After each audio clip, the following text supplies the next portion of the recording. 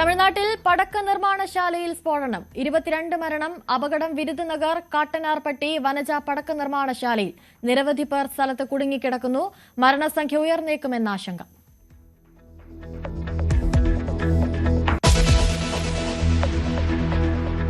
കടുത്ത ചൂടിന് ആശ്വാസമായി കൊച്ചിയിൽ മഴയും കാറ്റും ആലുവയിൽ മരങ്ങൾ കടപുഴകി വീണു കൊടും ചൂടിൽ വൈദ്യുതി ഉപയോഗം കുത്തനെ ഉയർന്നു അണക്കെട്ടുകളിൽ ജലനിരപ്പ് താഴുന്നു വൈദ്യുതി വാങ്ങാൻ അനുമതി തേടി കെഎസ്ഇബി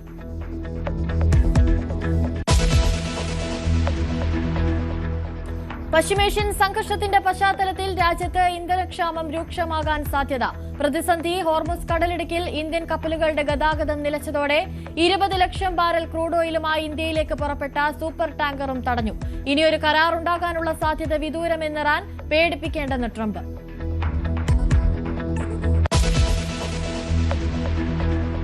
നിതിൻ രാജിന്റെ മരണത്തിൽ വിശദീകരണവുമായി കോളേജ് മാനേജ്മെന്റ് മരണത്തിലേക്ക് നയിച്ചത് ലോൺ ആപ്പ് ഭീഷണിയെന്ന വാർത്താക്കുറിപ്പ് സിസിടിവി ദൃശ്യങ്ങൾ പുറത്തുവിട്ടു അധികൃതരുടെ വാദം തള്ളി കുടുംബം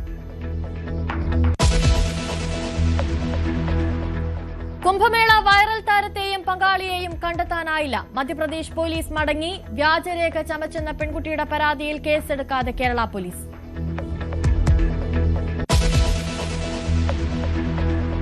വയനാട് ടൌൺഷിപ്പിലെ വീട്ടിൽ വിള്ളൽ കണ്ടെത്തിയതിൽ ഭരണ പ്രതിപക്ഷ വാക്പോര് മന്ത്രി കെ രാജന്റെ പരിശോധന നാടകമെന്ന് പ്രതിപക്ഷ നേതാവ് ഗുരുതരമായ ക്രമക്കേടുകളാണ് നടന്നതെന്നും വി ഡി സതീശൻ ആരോപണം തള്ളി മന്ത്രി വി ശിവൻകുട്ടി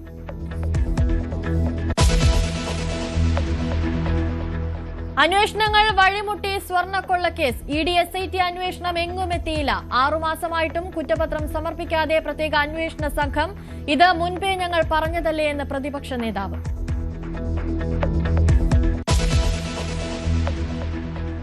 മലക്കപ്പാറയിൽ വയോധികയെ പുലി ആക്രമിച്ചു കൊന്നു മരിച്ചത് ഷോളയാർ സ്വദേശി ഇന്നാസി അമ്മാൾ മൃതദേഹം പാതി ഭക്ഷിച്ച നിലയിൽ തൃശൂർ കോടാലിയിൽ വീടിനുള്ളിൽ പാമ്പ് കടിയേറ്റ കുട്ടികളിൽ ഒരാൾ മരിച്ചു സഹോദരന്റെ നില ഗുരുതരം